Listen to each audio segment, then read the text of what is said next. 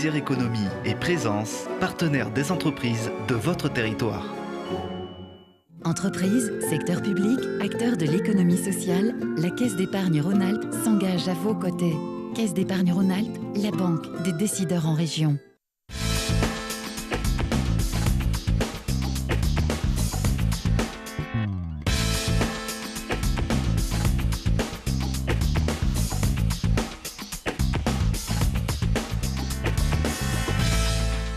Bonjour à tous, très heureux de vous accueillir dans Classe Affaires, le club de l'économie en Isère. Chaque mois, vous le savez, nous découvrons les entreprises qui font la richesse de notre département. Avec des experts, des témoins, des reportages, nous décortiquons les rouages de l'économie. Pour nous accompagner, bien sûr, mon complice, Alain Denisot. Bonjour. Bonjour Christophe. Je rappelle que vous présidez le directoire de la Caisse d'épargne Rhône-Alpes. Vous êtes sur ce plateau notre expert. Aujourd'hui, au menu de votre chronique... On parlait de la conjoncture économique. Comment l'économie se porte en ce début d'année. On voit ça dans un instant. Il y aura aussi la question de l'internaute, bien sûr. Effectivement, sur la finance comportementale. Reste le sujet.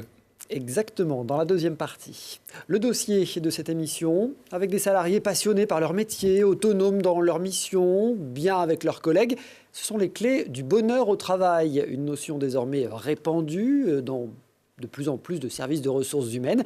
Il faut dire qu'un collaborateur heureux est plus productif, plus créatif et plus fidèle. On en parle avec une coach spécialisée en qualité de vie au travail. Et puis focus sur AGDA Immobilier, un groupe familial qui vient de fêter ses 20 ans et qui compte plus d'une vingtaine d'agences et autant de millions d'euros de chiffre d'affaires. De rachat en mutualisation, son PDG nous expliquera sa stratégie de développement. Voilà pour le sommaire, c'est parti. Installez-vous confortablement pour un nouveau voyage en Classe Affaires dans le club de l'économie en Isère.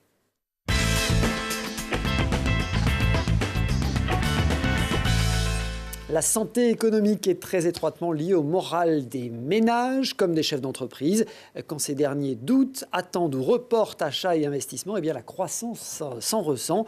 Profitons, Alain, de ce début d'année pour faire donc ce petit point sur la conjoncture, le moral des patrons, la confiance des ménages. Que dit l'encéphalogramme économique ? L'encéphalogramme économique est toujours positif. Il y a toujours de la croissance dans notre pays, heureusement. Il dit aussi qu'elle est un peu moins importante que prévu. Pénalisation de la consommation en fin d'année, avec les mouvements autour des rassemblements des Gilets jaunes, ralentissement de la conjoncture mondiale, et notamment en Europe, avec le ralentissement en Allemagne, et puis aussi en effet Grande-Bretagne, Brexit. Et puis en France, des indicateurs qui sont positifs, puisque la croissance sera environ à 1,5%, moins élevé que prévu, puisqu'on prévoyait plus de 2%, mais avec les importations qui ralentissent, avec la consommation qui a beaucoup ralenti au dernier trimestre. Donc globalement, un panorama un peu mitigé sur cette croissance. 2019, parce que nous sommes déjà en 2019, s'annonce un peu dans la même tendance, à savoir pas la catastrophe.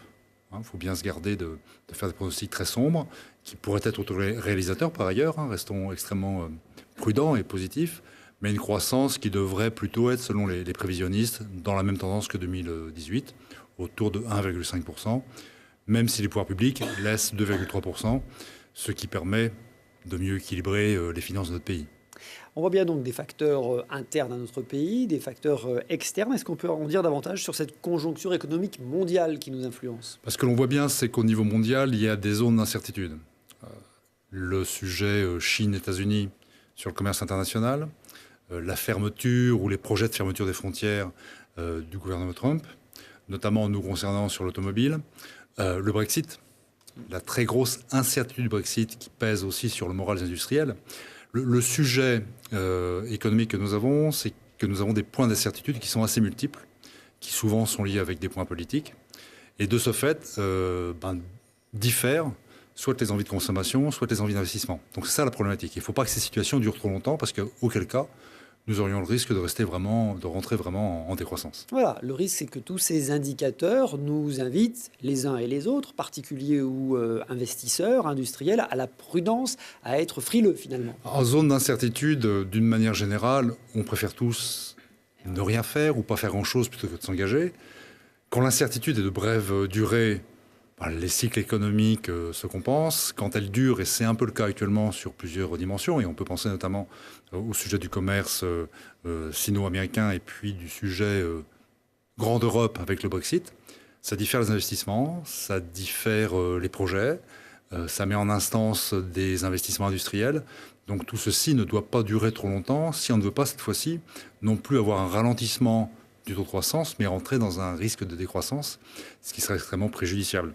C'est un peu ce que craint la Banque fédérale américaine, qui, pendant plusieurs années, a un peu resserré sa politique monétaire, mais qui, depuis quelques mois, se montre plutôt accommodante pour surtout pas casser la machine, et il ne faut surtout pas la casser. Le développement de mesures protectionnistes, finalement, c'est assez symptomatique de ces montées d'incertitude et du manque de confiance. Le protectionnisme, en fait, a deux temps. Il y a le réflexe protectionniste qui se dit « ce que nous faisons avec les autres, gardons-le pour nous ». Gardons de la croissance en interne, mais on sait qu'aujourd'hui, dans une économie très mondialisée, c'est que ça crée un réflexe de peur, d'incertitude, de crainte, et que par ailleurs, c'est de la croissance interpays, intercontinent qui nourrit la croissance mondiale, et que le protectionnisme empêche d'avoir ces effets d'amortisseur entre des zones qui sont en forte croissance, qui permettent à d'autres zones, soit par les phénomènes d'importation ou d'exportation, de bénéficier finalement de cette croissance. Donc le protectionnisme, en fait, c'est l'anti-amortisseur de la croissance. Quand la croissance se met à décroître très vite, le protectionnisme accentue cela. Et quand la croissance repart, le protectionnisme limite la croissance. Donc il faut absolument l'éviter. Au moins, c'est ma conviction. Attention aux fausses bonnes idées. Tout à fait. La région Rhône-Alpes, dans Rhône-Alpes-Auvergne, dans tout ça, même tendance? Notre région est un peu particulière. Ah. Elle a des pôles de compétitivité, d'attractivité, d'innovation qui font que la dynamique économique, industrielle, d'activité reste forte. On bénéficie aussi en grande partie d'une économie du tourisme avec la montagne. Donc on est un peu le bon élève en quelque sorte au niveau français. Il faut garder ces atouts-là. C'est des locomotives de croissance, c'est ça? Clairement. Je crois que... Et la diversité, parce que nous avons à la fois l'économie de la montagne, nous avons des bassins technologiques, dans l'électronique, dans la santé, dans la pharmacie, de gros pôles d'innovation. Donc je pense que la région Auvergne-Rhône-Alpes est une région relativement atypique, même si elle ne restera pas à l'abri des chocs de croissance qu'il pourrait y avoir dans le pays. Merci beaucoup. Merci Alain. Dépenses des ménages et investissements en ralentissement, exportation moins vigoureuse, voilà qui donne une croissance plus limitée, mais positive quand même encore. Et gardons-nous aussi des processus d'auto-réalisation. En général, les gens qui font les prévisions sont tous d'accord entre eux. Et finalement, ça peut être autoréalisateur. Donc, restons aussi très optimistes. Donc, il faut être optimiste pour garder le moral et la confiance. C'est ça, effectivement, les clés de la croissance.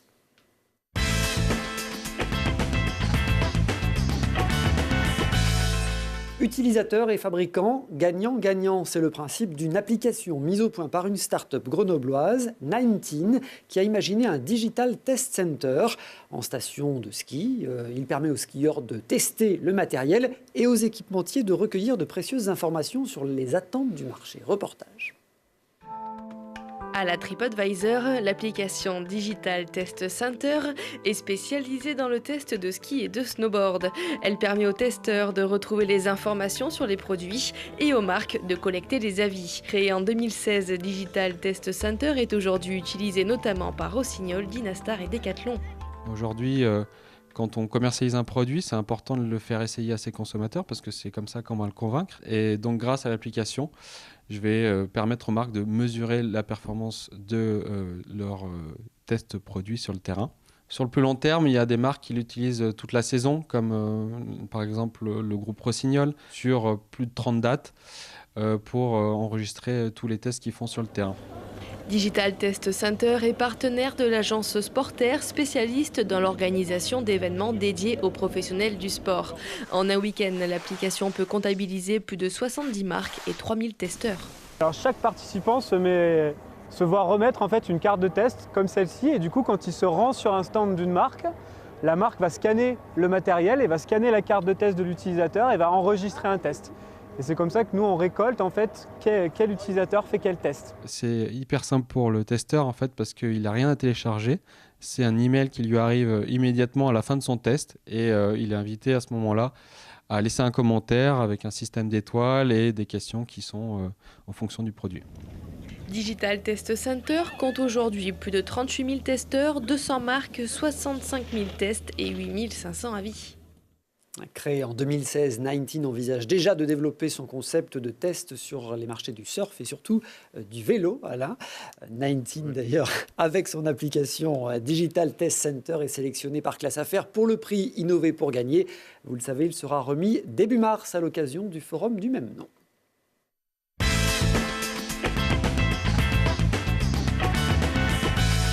Le travail ne rapporte pas seulement un salaire, c'est aussi une source d'épanouissement personnel. Oui, mais encore faut-il être heureux au travail. Ce serait le cas en France pour 3 salariés sur 4. Pourtant, ces dernières années, les cas de burn-out semblent se multiplier. Les taux d'absentéisme sont plus importants et se renforcent.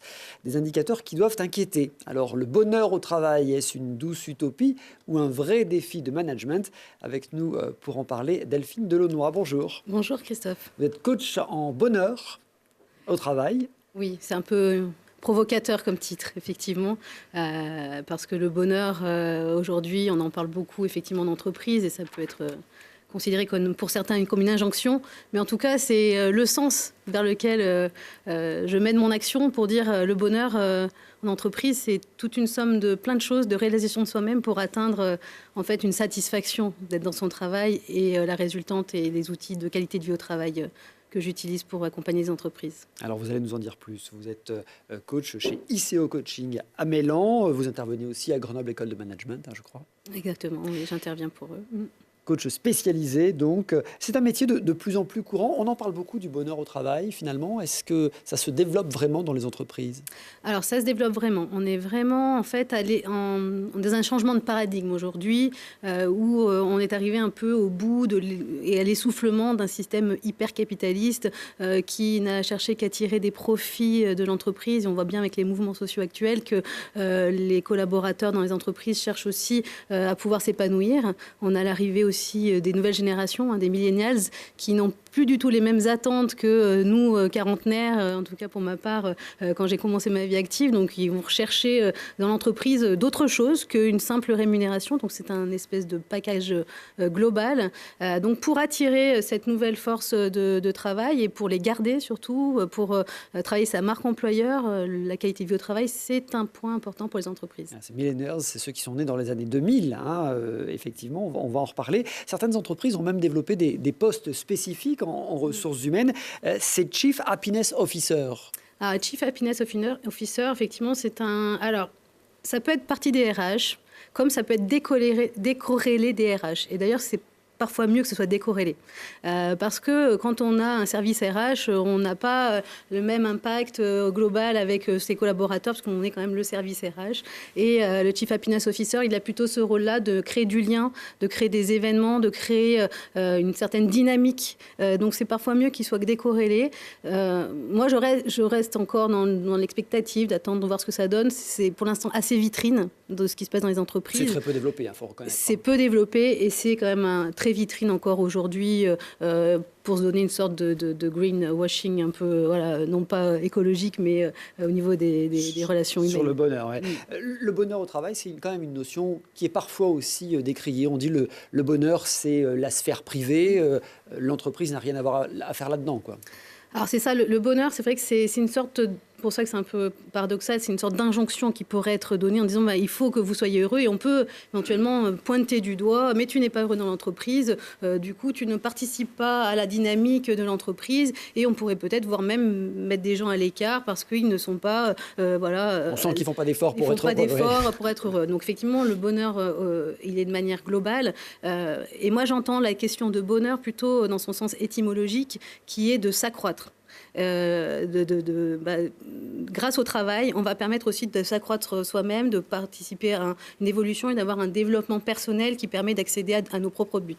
Bon, alors vos missions, c'est précisément tournent autour de cette notion de bienveillance en entreprise. Quelles sont les entreprises qui se posent ces questions maintenant? Essentiellement des grands groupes ou... Alors aujourd'hui, effectivement, c'est quand même plutôt porté par des grands groupes parce qu'on considère que la qualité de vie au travail et en tout cas ces problématiques-là sont liées à des entreprises qui auraient peut-être de l'argent aussi. Donc on peut penser aussi que c'est peut-être cher de mettre en place une politique de QVT, donc de qualité de vie au travail. Et c'est vrai et non. c'est pas du tout le cas, et on en parlera, je pense, plus tard. Mais du coup, il y a effectivement des grands groupes qui sont déjà dans cette mouvance-là. On a Danone, moi j'aime beaucoup la citation d'Antoine Riboud, je l'ai renoté encore, là, qui disait « Conduisons nos entreprises autant avec le cœur qu'avec la tête, et n'oublions pas que si les ressources d'énergie de la Terre ont des limites, celles de l'homme sont infinies s'ils sont motivés. » Oui, alors on va voir effectivement que ces notions peuvent avoir des conséquences pour les entreprises. Bon, quand on parle de bonheur au travail, on parle aussi de difficultés au travail. On a beaucoup parlé ces derniers mois de burn-out, de bore-out, de stress. Petite définition. Alors, on va dire que c'est 3 étapes différentes. Le stress, c'est ce qu'on vit un peu au quotidien. Il est plus ou moins bien géré en fonction de notre situation aussi personnelle et professionnelle.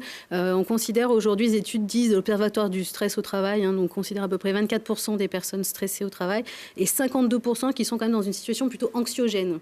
Une sur 4 et une sur 2. Donc. Ouais, donc on est quand même dans des situations de stress quand même importantes parce que la vie va vite, la digitalisation, le fait qu'on est quand même dans des modes de changement perpétuel.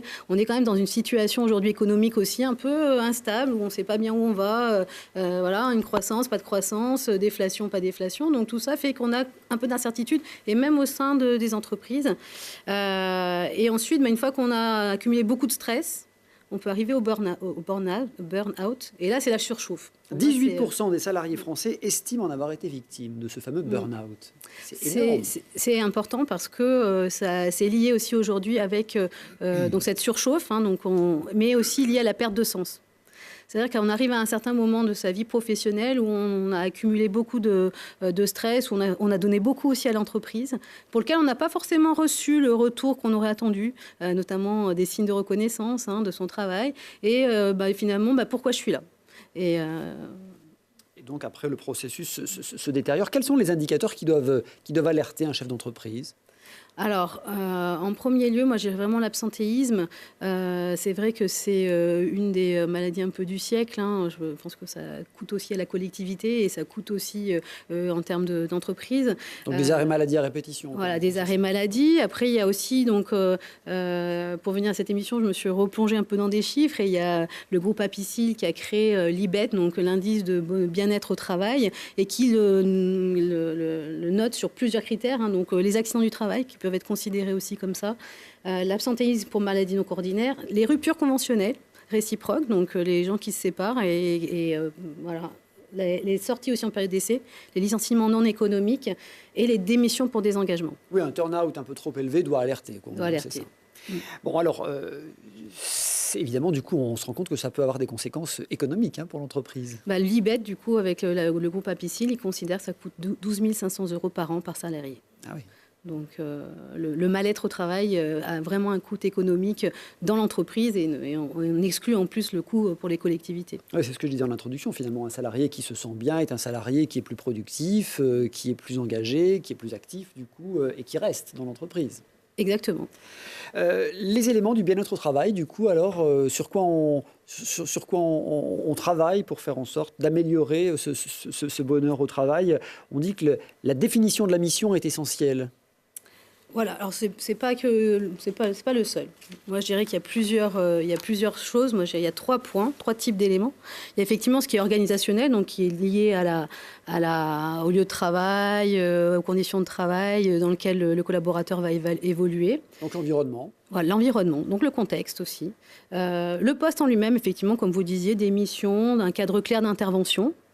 Et le 3e point qui est là le plus important et qui fait l'objet du coaching, c'est les besoins psychologiques des collaborateurs. C'est comment on prend en compte les besoins psychologiques des collaborateurs. Donc j'allais vite donner du sens, de la pédagogie pour donner de l'information, comment aussi on est capable de libérer l'information au sein de l'entreprise.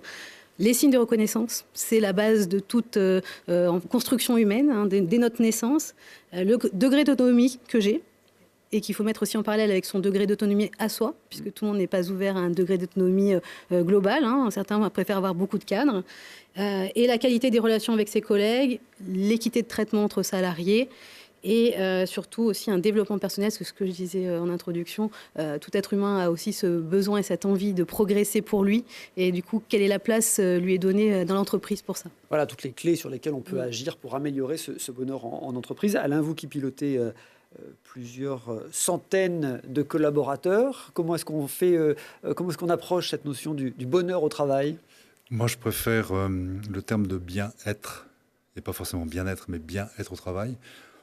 Globalement, il faut avoir la conviction quand on dirige, quel que soit son niveau, c'est qu'il y a naturellement un alignement entre les aspirations des salariés et l'entreprise. C'est-à-dire qu'une entreprise ne fonctionne pas contre ses salariés. Si on a ce postulat de départ, je pense que ça facilite les choses.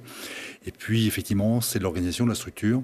C'est aussi, je pense, de l'humanité, y compris très basique. Moi, je suis un adepte du bonjour. Je pense que si on croise quelqu'un qu'on ne lui dit pas bonjour, a fortiori qu'on est dirigeant, c'est qu'on ne le voit pas. Si on ne le voit pas, c'est qu'il n'existe pas. S'il n'existe pas, c'est qu'il ne contribue pas. Donc, quelle est sa place dans l'entreprise ? Donc, c'est toute une série, je pense, à la fois d'éléments très structurels, mais aussi très comportementaux, qui font que l'individu se reconnaît dans l'entreprise comme il est dans sa vie citoyenne, à savoir un individu plein et entier, avec une responsabilité, des engagements et des devoirs. On parle beaucoup, Delphine, depuis quelques années, de ces open space. On organise l'environnement en open space. J'ai l'impression qu'on en revient un peu quand même. Alors, on ne revient pas de l'open space, on est vraiment en train de restructurer via aussi la qualité de vie au travail, les espaces de travail. Moi, j'ai rencontré une équipe de ST Microelectronics qui a travaillé en mode projet sur justement réaménager leur plateau de travail. Donc, on va partir plutôt du besoin des collaborateurs. Donc, il y a des besoins, à un moment, on va partir en mode projet dans des espaces ouverts. Des besoins où aussi, on aura besoin de s'isoler plutôt et d'aller dans des bulles pour travailler plus au calme. Et des moments où on va pouvoir aussi avoir besoin de salles de conférence pour échanger. Donc, on va plutôt parler de flex office où on va pouvoir utiliser un peu en nomade les espaces au gré et aux besoins de notre journée. Merci beaucoup. Merci pour tous ces éléments, Merci Delphine vous, Delaunoy. Dans un instant, AGDA Immobilier. Jacques Rebaud a commencé il y a 20 ans avec 3 salariés. Aujourd'hui, il en a 280 répartis dans une vingtaine d'agences.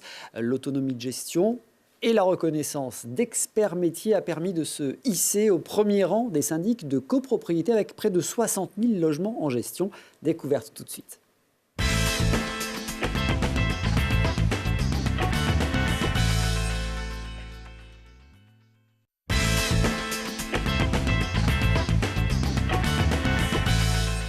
Classe Affaires, le club de l'économie en Isère, retour sur le plateau de Télé Grenoble avec Alain Denisot, notre consultant. Dans un instant, AGDA Immobilier et son triple métier, syndic, gestion locative et transactions, bien sûr.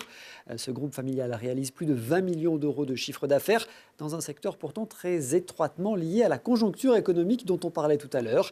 Son secret, la mutualisation des moyens et des savoir-faire. Ce sera dans un instant. Avant cela, vous le savez, il y a la traditionnelle question de l'internaute. Dans Classe Affaires, vous pouvez envoyer vos questions à notre expert qui y répond. Alain, cette semaine, une question de Luc qui veut savoir ce qu'est la finance comportementale. On a des téléspectateurs questions très pointues pointues, quand même. Très pointues. Alors, la finance comportementale, c'est quelque chose, c'est une réflexion, plutôt une analyse qu'on voit apparaître dans les années 70, où finalement, les décisions financières qui sont observées ne sont pas toutes rationnelles. Donc, des chercheurs, des économistes découvrent qu'il peut y avoir des facteurs de type psychologique qui interviennent sur des décisions. Alors, des facteurs psychologiques personnels, ça on le comprend assez bien, mais aussi exogènes. La météo, par exemple. Les investisseurs sont plus optimistes quand il fait beau que quand il fait mauvais. La période de la semaine, plus enclin à prendre des risques en début de semaine qu'en fin de semaine. Des éléments de connaissance de proximité. La rationalité des chiffres, très bien dire qu'une entreprise est moins bonne qu'une autre, mais si on la connaît mieux en termes de proximité, choisir celle-ci plutôt qu'une autre. Donc en fait, c'est comment finalement les approches humaines, les comportements humains déforment une matière qui est plutôt rationnelle, quoique pas toujours. Et c'est un peu ça la finance comportementale. Globalement, à la théorie de la finance, ça n'a pas révolutionné les approches financières, d'identifier qu'il y avait des femmes et des hommes qui prenaient les décisions finalement, et qu'elles étaient elles-mêmes soumises à des décisions. Et donc voilà, c'est ce prisme-là qui a été étudié dans les 70 aux États-Unis et qu'on cite en tant que finance comportementale. Finance comportementale, voilà une notion qui a un peu moins de secret pour vous. Merci beaucoup. Merci Alain. Si vous aussi, vous voulez des précisions sur une notion économique, sur un mécanisme financier, eh bien n'hésitez pas, envoyez-nous vos questions. classeaffaires@telegrenoble.net.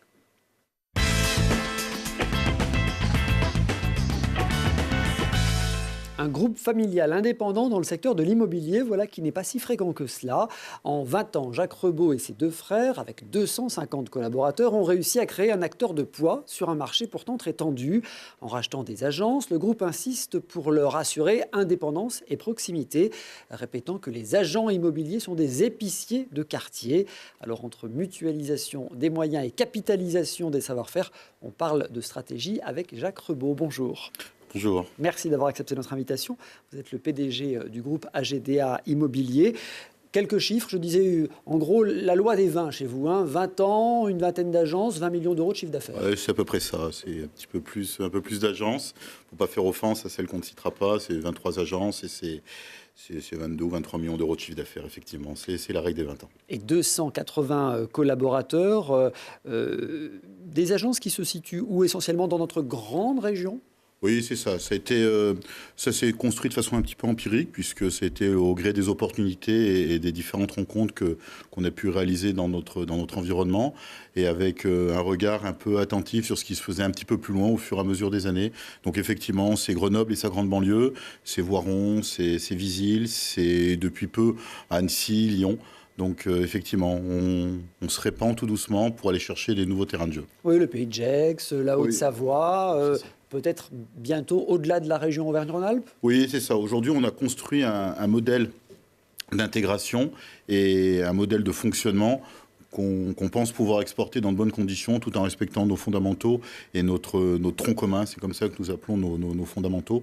Et nous pensons très sincèrement pouvoir l'exporter aujourd'hui dans de bonnes conditions, avec de la qualité. Alors on va revenir évidemment sur ces fondamentaux. Je le disais, un groupe familial immobilier indépendant, c'est pas si fréquent que ça. Aujourd'hui, c'est même de plus en plus rare. Effectivement, nous sommes courtisés par des groupes nationaux qui ont d'autres volontés d'occuper le marché. Nous, notre souhait, ce n'était pas d'occuper le marché, c'était de permettre à de jeunes entrepreneurs qui n'ont pu s'exaucer par des opérations de croissance externe, et bien d'intégrer notre organisation et de pouvoir travailler, de pouvoir construire l'agence qu'ils dirigent avec leurs valeurs. Donc effectivement, on parlait tout à l'heure de 23 agences, mais chaque agence a son histoire, son ADN, son nom quelquefois. Et nous, le groupe, ce que nous appelons notre groupe, leur apporte un support, un soutien qui leur permet à tous de s'exprimer. Et toutes les tâches, on parlait tout à l'heure du bien-être au travail, il y a un élément qui était très important dans notre fonctionnement, c'était de permettre à chaque dirigeant de faire ce qu'il sait faire de l'immobilier et d'être proche de ses clients, proche de ses fournisseurs. Et nous, ce que nous apportons, ce sont tous les supports RH, les supports informatiques, les supports digitaux, les supports communication, enfin tout ce qui venait le polluer et l'empêcher de faire son métier dans les meilleures conditions. Donc ça a été un petit peu notre modèle économique. Et beaucoup de dirigeants sont venus nous rejoindre en nous disant « Moi, j'ai envie de faire mon métier d'agent immobilier et je ne veux pas être pollué par tout le reste. Voilà, » et c'est ce qu'on a proposé. Recentrer sur le cœur de métier, on va évidemment évoquer tout ça. Ça fait de vous aujourd'hui le premier groupe immobilier d'agences indépendantes en Auvergne-Rhône-Alpes. Alors vous avez en fait 3 métiers finalement. C'est ça. Nous sommes présents sur 3 métiers. Un métier qui est notre métier dominant, qui est le métier de syndic de copropriété, un métier qui n'est pas, à mon sens, suffisamment valorisé et respecté, mais c'est un métier qui est aujourd'hui notre cœur d'activité. 60 000 logements en gestion. C'est ça. Nous gérons 60 000 logements, environ 1800 copropriétés. C'est la moitié de notre chiffre d'affaires, c'est la moitié de nos collaborateurs qui sont présents sur cette activité. Une activité qui avait été longtemps décriée, et vous me disiez tout à l'heure, au contraire, nous, ça a été stratégique. On a voulu se positionner avant tout sur ce métier. Beaucoup de nos confrères ou beaucoup de mes confrères vont un peu me dire « mais tu es fou de faire ce métier, c'est le métier qui est le moins profitable et qui est le plus consommateur d'énergie et le plus consommateur de collaborateurs. » Beaucoup de collaborateurs, quand ils sont dans un autre métier, finissent leur journée à 18h. Et bien nous, on a nos responsables. Après la journée de 18h, ils en commencent une autre. Exactement. Mais pour moi, c'était la façon de toucher le plus de personnes, de répandre le plus rapidement possible nos valeurs, notre savoir-faire. Et aujourd'hui, on se retrouve à une nouvelle croisée des chemins où les données, les informations sont plus importantes. Et nous, on a pu prouver à nos 60 000 copropriétaires qu'on savait faire notre métier d'agent immobilier. Et on leur dit, venez nous voir parce qu'on sait également gérer vos biens et on sait également les vendre. Alors voilà, premier métier, le syndic. C'est ça. Bon, deuxième métier, les transactions quand même. Alors le deuxième métier qui a équivalence avec le troisième métier qui est la gestion locative, où effectivement l'autre métier que nous proposons est le métier de la transaction immobilière avec 1300, 1400 transactions. Mais ces chiffres sont impressionnants en livret brut, mais j'ai très envie de les recentrer sur chaque agence. Et sur chaque agence, eh bien, c'est 40, 50, 60 transactions par an, avec des collaborateurs qui connaissent parfaitement leur environnement, leur quartier, leur secteur, qui sont capables de vous dire que dans l'immeuble en face, il y a une mamie qui a acheté il y a 2 ans, qui a son fils qui envisage de revendre ou qui veut s'installer à côté. Enfin voilà, d'avoir une réelle connaissance de son quartier. Et la gestion locative, près de 8000 locations en gestion. Alors tout a commencé il y a une vingtaine d'années, en 98 précisément. Vous avez rencontré Daniel Andréoletti à Grenoble. Vous avez ensuite racheté son cabinet, puis d'autres agences. Vous nous l'expliquiez les unes après les autres. D'abord centré sur le syndic et la gestion locative. Vous avez ensuite développé les transactions, notamment avec votre frère Michael. Retour sur ces 20 ans d'histoire avec ce reportage de Julie Ségala. La proximité d'une agence, la force d'un groupe. Ce slogan, c'est la carte d'identité du réseau AGDA Immobilier. Alors salarié d'une agence, son père fondateur, Jacques Rebaud, décide de voler de ses propres ailes et rachète un cabinet. Nous sommes alors en 1999, syndic et gestion locative sont au cœur du modèle économique. L'activité transaction viendra s'ajouter avec l'arrivée du plus jeune frère Michael. C'est alors le début d'une success story familiale. Pascal Rebaud bouclera la boucle un peu plus tard, amenant dans sa besace ses compétences informatiques. À l'origine, ce réseau s'est construit par la reprise d'une agence, une agence qui était située sur le cours Jean Jaurès, donc au numéro 69 exactement. Et au fil des années, 2002, 2003, on a eu l'opportunité d'acheter des agences. Tout avait un logo différent, portait un nom différent. Pour nous, l'appartenance au nom et au chef d'entreprise qui avait développé son agence, son bébé, était important. Donc on considérait qu'il fallait garder le nom de l'agence. L'immobilier, c'était un métier de notable, comme les avocats, les notaires. Et nous, on l'a fait un petit peu descendre au pied d'immeubles et on a commencé à faire du commerce de proximité.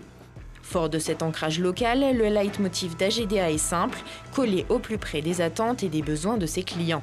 Une expertise qu'il développe en dehors des frontières de l'agglomération grenobloise, avec des agences à Voiron, Annecy, Lyon ou encore l'Alpe d'Huez. Mais dans un marché ultra concurrentiel, le groupe a dû innover et proposer d'autres services pour se démarquer et séduire de nouveaux clients. On a créé une entité à part qui s'appelle AGDA Prestige, pour traiter tous les biens de prestige qu'on a catégorisés, qu'on a défini en interne et de façon à pouvoir l'expliquer à nos clients. On a aussi développé une entité spécifique qui est la vente de biens neufs, donc AGDA neuf, et effectivement aussi depuis une dizaine d'années AGDA entreprise pour traiter le monde de l'entreprise, donc tout ce qui est en lien avec les baux commerciaux, les fonds de commerce, les droits au baux. En 20 ans, le réseau AGDA a réussi à s'imposer dans le paysage immobilier grâce à une vingtaine d'agences et plus de 250 collaborateurs. Leader en matière de transactions immobilières en Isère, il a réalisé environ 1300 ventes en 2018. Fort de ses 60 000 lots, il est également en pole position dans la gestion de syndics de copropriété. Des résultats exceptionnels qui lui ont permis d'atteindre 22 millions d'euros de chiffre d'affaires en 2018. Jacques Rebaud, donc on le voit bien, un groupe qui s'est construit sur ce qu'on appelle la croissance externe, en rachetant des entités déjà existantes. Comment est-ce que vous choisissez les agences que vous rachetez? Il y en a eu encore récemment, à Saint-Martin-d'Air, à Grenoble, à Mélan. Comment vous faites votre choix? Alors en fait, c'est un monde qui reste assez fermé avec une très grande agressivité des groupes nationaux. On parle de Nexity, de Foncia, Citia, etc. Et donc, pour pouvoir se positionner en tant que potentiel acquéreur, il nous fallait véhiculer d'autres éléments qui étaient autres que l'argent, puisque il y avait un élément qui était fort, qui était la puissance que représentait l'argent. Et moi, lorsque j'ai rencontré tous ces dirigeants, je leur vendais, ou en tout cas, j'ai essayé de les séduire. Et je n'étais pas dans une démarche agressive d'acquéreur, j'étais plutôt dans une démarche de séduction, puisque j'essayais de prouver ou de montrer à ces dirigeants qui arrivaient à l'âge de la retraite, très souvent, de leur dire que le meilleur choix pour leurs clients, pour leurs collaborateurs, c'était peut-être de faire confiance à un groupe local, à des valeurs humaines. Et c'est ce que j'ai toujours mis en avant dans ces relations avec ces dirigeants. Et ma plus belle signature aujourd'hui, c'est qu'on évoquait une vingtaine d'acquisitions, c'est que les 20 dirigeants qui m'ont vendu leur agence, aujourd'hui, je les croise avec beaucoup de plaisir. La preuve en est même Daniel Andréoletti. Et c'est toujours un moment agréable à partager avec eux. Et ils sont quelque part très fiers de ce qu'on a fait avec leur outil. Et aujourd'hui, c'est ma plus belle carte de visite. Et voilà. Donc une bonne agence, finalement, c'est une agence qui a une identité, une bonne implantation locale, de quartier, même. Vous dites, on est des épiciers de quartier. C'est ça. Mon frère évoquait dans le reportage cette notion de proximité très fort. Mais ce qu'il faut vraiment retenir, c'est dire que nous sommes Des notables, mais la belle partie du notable, c'est-à-dire qui va vers les gens, qui est simple, qui est ancré dans son quartier. Donc c'est ce qu'on a toujours mis en avant et je crois que c'est ce qui fait une de nos signatures. Vous me disiez, en préparant cette émission, nos agences gardent tellement leur identité que parfois même elles sont concurrentes. C'est le modèle qu'on a construit. On parle beaucoup du groupe et quelque part ça me gêne. Alors c'est une réalité, mais quelque part ça me gêne. Pour moi, c'est 23 agences, 23 histoires différentes, 23 cultures différentes avec un ancrage fort de chaque collaborateur. Quand on lui demande à qui il appartient, le collaborateur, ou de quelle entité il dépend, il va d'abord dire de son agence. Et son agence, pour lui, c'est sa force, ou son dirigeant. Et ça arrive régulièrement que sur des propositions de syndic, sur des propositions de mandat de gestion, eh bien, que nous ayons 2 ou 3 agences qui sont concurrentes avec une politique tarifaire différente, avec une stratégie commerciale différente. Mais in fine, on revient à la notion d'homme. Notre métier, c'est un métier d'homme. Et quand un client se présente dans une agence, peu importe quelque part le nom de l'agence et le groupe ou pas à quel il appartient, ça va être ce collaborateur-là avec qui il a envie d'avoir affaire.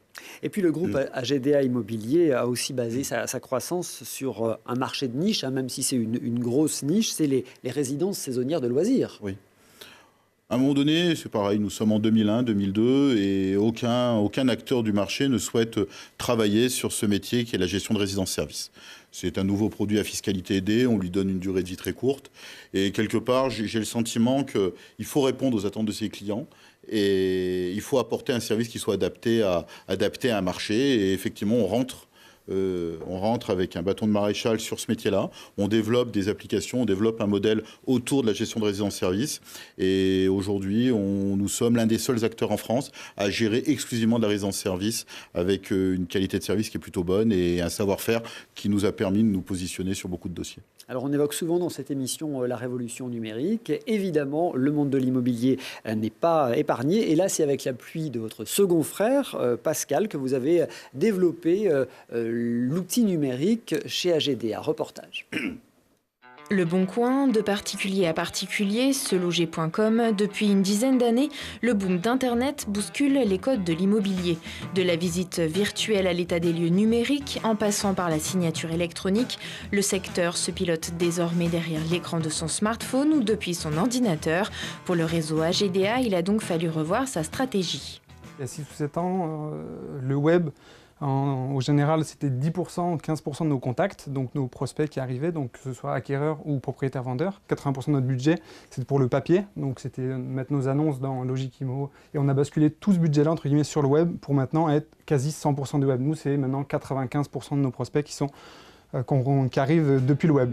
Pour surfer sur la vague du numérique, AGDA a investi les réseaux sociaux et développé tout un panel d'outils sur la toile pour s'adapter aux attentes des clients bien sûr, mais aussi pour augmenter sa visibilité et booster sa réactivité dans un secteur très concurrentiel. On ne peut plus faire des photos comme on le faisait il y a quelques années. On est obligé de faire des photos dites de photographes, proposer éventuellement de la visite virtuelle, des plans, tous ces services-là également, l'environnement également par rapport à un bien. Voilà, aujourd'hui, effectivement, les internautes sont vraiment demandeurs de toutes ces informations. Et le but, c'est de leur proposer ces informations regroupées. C'est ça aussi, je pense, notre force et qui fera la force également dans le futur. L'immobilier 2.0, d'accord, mais le groupe AGDA n'en oublie pas les fondamentaux, l'importance du contact humain et l'accompagnement physique des agents pour rassurer les clients.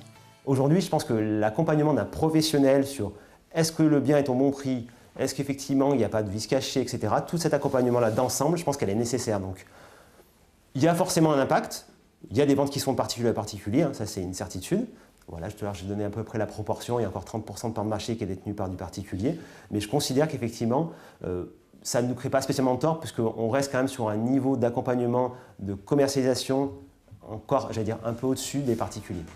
Et pour séduire les derniers réfractaires, le groupe va développer de nouveaux outils encore plus innovants. D'ici quelques mois, les futurs acquéreurs devraient pouvoir tester les casques de réalité augmentée pour visiter les biens qui les intéressent sans bouger de l'agence.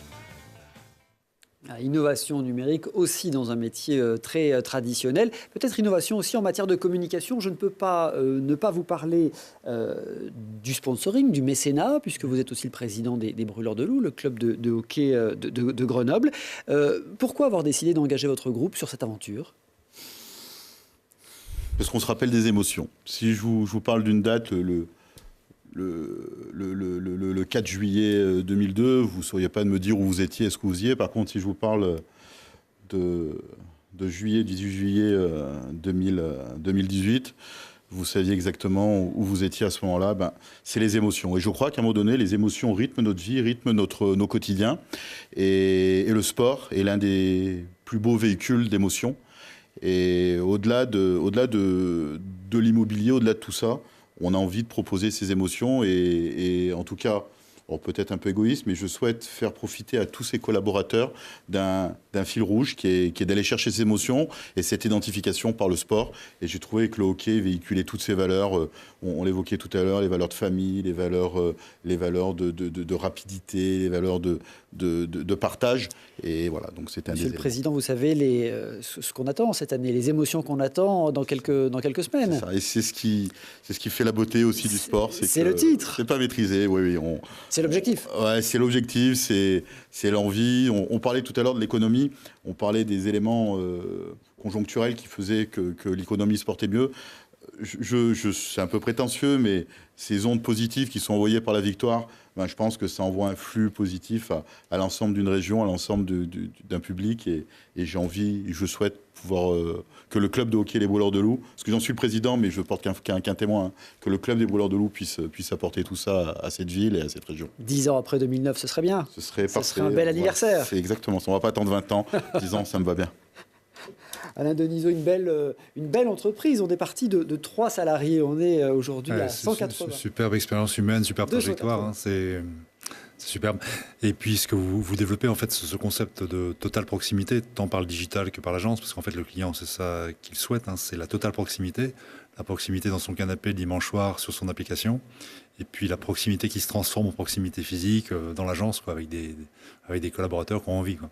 C'est super. C'est exactement ça. C'est exactement ça. Et on a une moyenne d'âge qui est juste anecdotiquement. Je suis rentré dans une agence à l'époque où j'ai fait mes armes pendant une dizaine d'années, qui était un très beau cabinet, qui était le cabinet Vercors Immobilier. J'en suis parti 10 ans plus tard. Et lorsque je suis rentré, j'étais le plus jeune. Lorsque je suis parti, j'étais le plus jeune. Et c'est ce message que j'ai envie d'envoyer. C'est dire, je souhaite que notre cabinet soit un cabinet jeune, qu'il surfe avec l'évolution de la société et que les valeurs portées, elles soient saines et pour la jeunesse. Voilà, on revient à ça. Très beau groupe en tout cas. Merci Jacques Rebaud d'être venu témoigner sur notre plateau. Merci beaucoup Alain Denisot. Merci. Classe Affaires à voir et à revoir sur télégrenoble.net. Merci à tous de votre fidélité. Rendez-vous très vite pour un nouveau voyage en Classe Affaires dans le club de l'économie en Isère.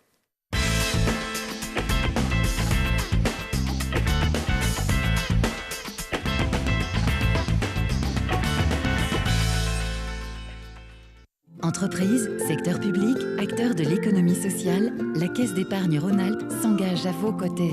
Caisse d'épargne Rhône-Alpes, la banque des décideurs en région. Nord-Isère Économie et Présence, partenaire des entreprises de votre territoire.